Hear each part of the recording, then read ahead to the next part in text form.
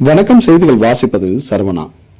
ஆம்பூர் அருகே விவசாய நிலத்திற்குள் புகுந்து விவசாய நிலத்தில் வேலிகளை உடைத்து தென்னை, வாழை உள்ளிட்ட பயிர்களை சேதப்படுத்திய யானை. திருப்பத்தூர் மாவட்டம் ஆம்பூர் அடுத்த அரங்கல் துருவகம் ஊராட்சிக்குட்பட்ட சுட்டகுண்டா மலை கிராமத்தை சேர்ந்த எத்ராஜ் என்பவரது விளை நிலத்தில் இன்று அதிகாலை புகுந்த காட்டு யானை நிலத்தில் அமைக்கப்பட்டிருந்த வேலிகளை உடைத்து தென்னை மற்றும் வாழை மரங்களை சேதப்படுத்தியுள்ளது. பின்னர் நிலத்திற்கு சென்ற எத்ராஜ் வேலிகளை உடைத்து பயிர்களை காட்டு யானை சேதப்படுத்தியிருப்பதைக் கண்டு அதிர்ச்சி அடைந்து இதுகுறித்து ஆம்பூர் வனத்துறையினருக்கு தகவல் அளித்துள்ளார். தகவலின் பேரில் சம்பவ இடத்திற்கு விரைந்த வனத்துறையினர் காட்டு யானை நடமாட்டம் குறித்து தீவிர கண்காணிப்பில் ஈடுபட்டு வருகின்றனர்.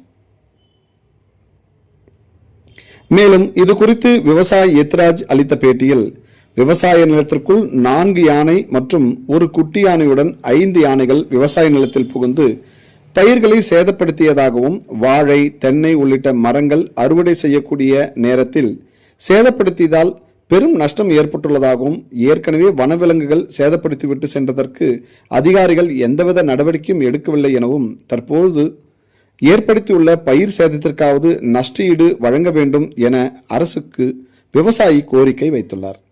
மேலும் கோடை காலம் நெருங்கும் நிலையில் காட்டு யானைகள் உணவு தேடி நிலப்பகுதிக்கு வராத வண்ணம் வனத்துறையினர் நடவடிக்கை எடுக்க வேண்டும் என விவசாயிகள் மற்றும் கிராம மக்கள் கோரிக்கை விடுத்துள்ளனர். செய்திகளுக்காக விமல்ராஜ்.